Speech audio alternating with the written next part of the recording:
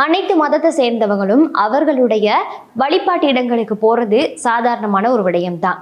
ஆனாலுமே இந்துக்கள் கோயிலுக்கு போகும்போது பாதணிகளை அணிந்து கொண்டு போவாங்க.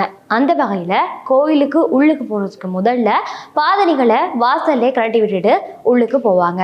அந்த வகையில நாங்க ஏன் கோயிலுக்குள்ள போகிறதுக்கு முதல்ல பாதணிகளை கழட்டி விட்டுட்டு போறோம் அப்படிங்கிற கேள்வி எல்லாருக்குமே இருக்கும். அந்த வகையில ஒரு சிலர் அந்த கேள்வியை கேட்கும் போது சுவாமி இருக்கு இல்லையா, அவங்களுக்கு மரியாதை தரணும், ஆகவே தான் கோயிலுக்கு வெளியில இந்த பாதணிகளை கழட்டிட்டு போகணும் அப்படின்னு சொல்றாங்கன்னு பல பேர் சொல்லி பலரும் கேட்டிருப்போம். அந்த வகையில உங்களுக்கு உண்மையான காரணம் பற்றி தெரியுமா?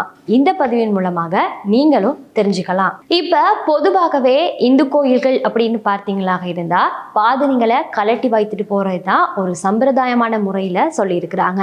அந்த வகையில அது ஆன்மீக முறையில சொல்லி இருந்தாலுமே அறிவியல் பூர்வமாக இந்த காலணிகளை ஏன் கழட்டி வைத்துட்டு போறாங்க அப்படிங்கிறதுக்கான விளக்கத்தை இந்த பதிவின் மூலமாக தெரிஞ்சுக்குவோம். பொதுவாக அந்த காலகட்டத்தில் கோயில்கள் கட்டப்பட்ட இடம் அப்படின்னு பார்த்தீங்களாக இருந்தா மிகவும் தூய்மையான மின்சார மற்றும் காந்த அலைகள் கடத்தக்கூடிய நேர்மறையான, அதாவது நல்ல விஷயங்களை கொண்ட ஒரு இடத்துல தான் கோயில் வடிவமைக்கப்பட்டது.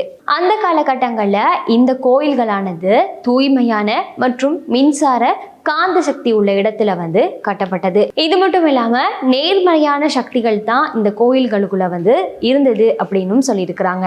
இது மட்டும் இல்லாம இந்த நேர்மறை சக்திகள் கோயிலுக்கு வரக்கூடியவங்க நேரடியாக பெற்றுக்கொள்ளணும் அப்படிங்கிற ஒரு நிலைக்காக வேண்டி பாதணிகளை அவங்க வெளியில கழட்டிட்டு உள்ளுக்கு வருவாங்களாக இருந்தா அவர்களுடைய பாதங்கள் மூலமாக அந்த சக்திகள் அதாவது அவங்க எதிர்வினை ஆற்றலோட உள்ளுக்கு வருவாங்களாக இருந்தா கோயிலுடைய தரைப்பட்டவுடன், அதாவது அவங்களுடைய பாதங்கள்ல பட்டவுடன் அவங்க நேர்மறையான சக்திகளுக்கு தூண்டப்படுவாங்க அப்படிங்கிறதுக்காக வேண்டிதான் கோயிலுக்கு உள்ளுக்கு போகும்போது பாதணிகளை வெளியில கழட்டிட்டு செல்லுங்க அப்படின்னு சொல்லியிருக்கிறாங்களாம். இது மட்டும் இல்லாம இப்படி கோயிலுக்குள்ள போறதுக்கு முதல்ல பாதணிகளை கழட்டி வைத்துட்டு நம்ம போவமாக இருந்தா அவர்களுக்கு உடல் அளவுல ஏதாவது பாதிப்புகள், அதாவது வெளியில் அவங்களுக்கு தோற்றாத ஒரு நோய்கள், சில நோய்கள் உடலுக்குள்ள இருக்குமாக இருந்தா அது அந்த கோயிலுடைய தரையில படுறதன் மூலமாக பாதங்கள் வழியாகவே போயிடும் அப்படிங்கிற ஒரு நம்பிக்கைக்காக வேண்டிதான் கோயிலுக்கு உள்ளுக்கு போகும்போது அவர்களுடைய பாதணிகளை